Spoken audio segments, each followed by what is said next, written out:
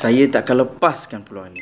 Walaupun ada jam loceng untuk kejutkan saya dari tidur, jam telefon, kalau jam loceng gagal.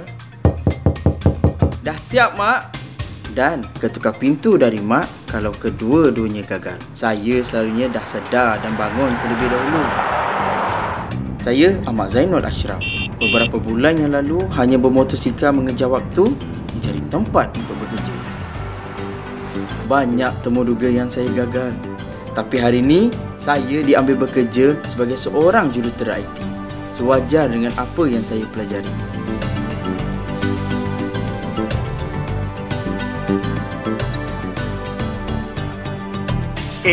Ini macam program aku dulu. Skill Kemahiran dan Berjaya 1 Malaysia adalah merupakan satu program baru di bawah Lautan Biru ataupun dikenali sebagai National Blue Ocean Strategy, iaitu memberi peluang kepada pelajar-pelajar kita yang keluar daripada Institut Latihan Kemahiran Awam, tidak mempunyai keupayaan untuk mendapat pekerjaan, akan diberi peluang untuk berlatih, dapatkan kemahiran. Kadang-kadang, kita gagal bukan sebab kita tak bagus. Lemah dalam interaksi, kekurangan praktikal buat kita kurang yakin diri.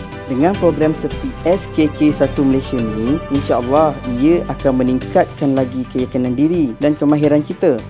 Pengalaman yang dikongsi bersama penyelia saya sangatlah berharga. Saya sudah boleh menguruskan kerja-kerja yang lebih sukar tanpa meminta bantuan dari penyelia saya.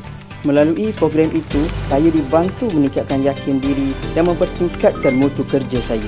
Saya juga diberi allowance sebanyak RM500 setiap bulan.